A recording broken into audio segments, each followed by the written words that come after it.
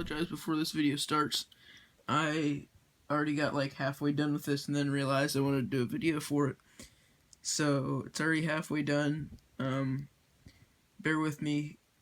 It's pretty easy to figure out the part that I already did, and I hope you guys enjoy the video, and I'll see you next time. How's it going, guys? This is Bryce. Today I'm going to be showing you how to make a custom tie rod end for a lawnmower. This is a 12 horsepower Wizard lawnmower that we did a pulley swap on. It's got nice ag tires, and tie rod end kept popping off, so I'm going to make one that won't pop off, that'll still be just as reliable. So, first of all, I took the tie rod end off, and I left the nut on here, the stopper nut that kept it from turning off, the tie rod end that is.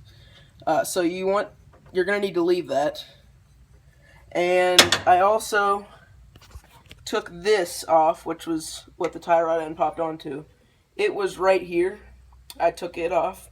It just had a nut on the bottom that I took off.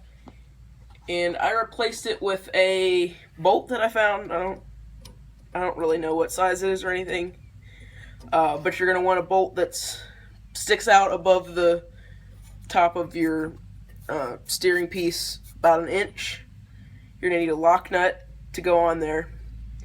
And so you're just going to stick it up through the hole that your little ball thing was in. And you're going to tighten the nut down so that it stays solid there, like that. And it doesn't have to be fine threads. Like, these were fine threads before, and now I moved to coarse threads because that's just what I had laying around. So, coarse threads will work.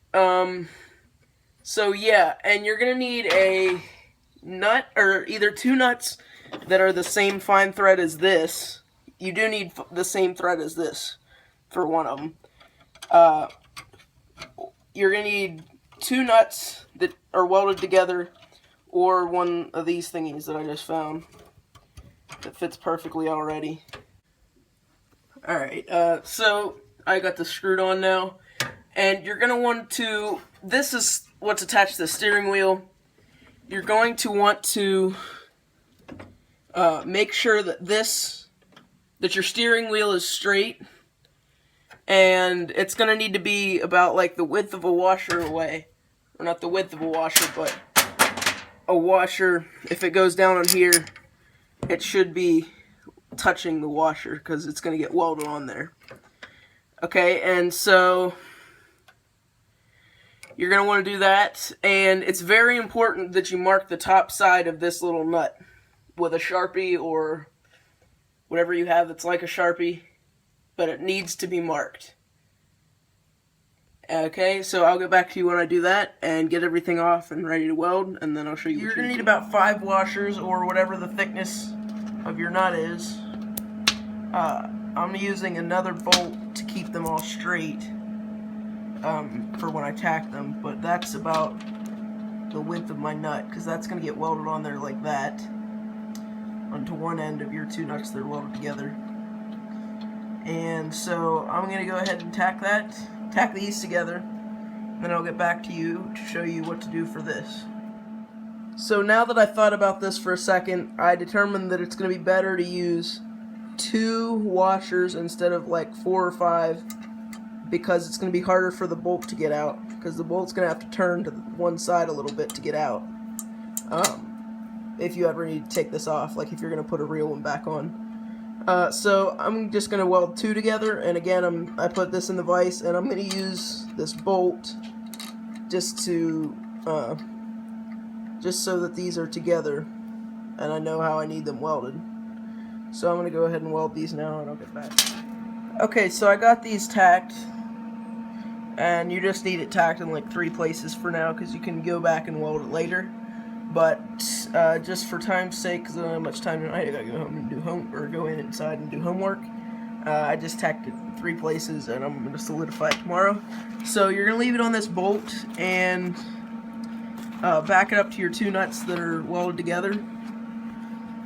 Which I'm not using 2 nuts that are welded together because I have this thing, which is good enough. And actually, I'm gonna put it this way. That's just going to get welded on there like that. Okay, and then I'll get back to you when I'm done with that. So as I'm sitting here editing this, I realized that I forgot to tell you why you need the Sharpie part marked, and that is so that you know that that's the side that's up when it is screwed into the place that it needs to be screwed into. Otherwise, you might weld your washers sideways and then it wouldn't line up right. Okay, so now I've got this welded up. Looks like this.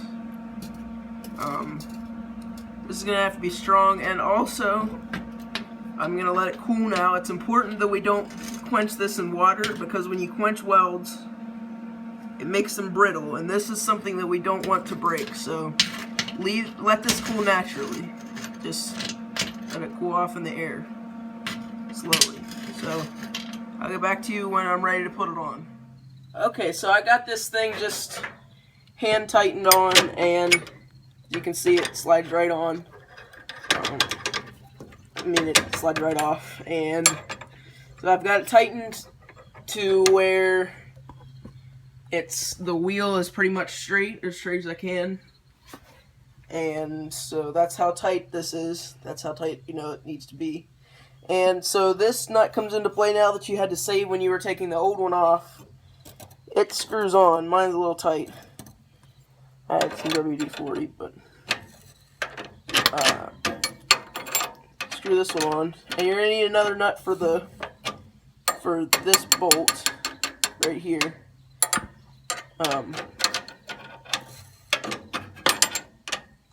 So need that lock nut. It can't be a regular nut because it'll come off.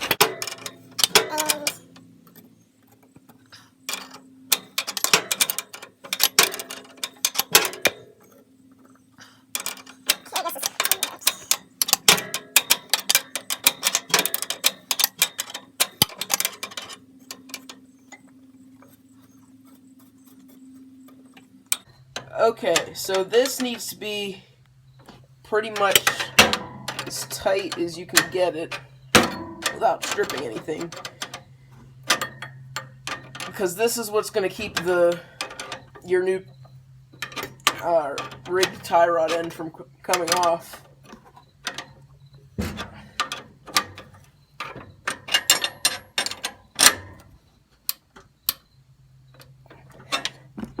Alright, and so now that's on there. I'm gonna go find another lock nut. Okay, so I've got that nut on there, and it doesn't need to be tight because it won't turn very well, but that's what the final product looks like, and that's replacing your old tie rod end. And this probably costs like a total of 10 cents. So that's all for today. If you enjoyed, come back in a week or two, and there might be another video out. If not, keep trying back, and eventually there will be. Like and subscribe, and I'll see you next time.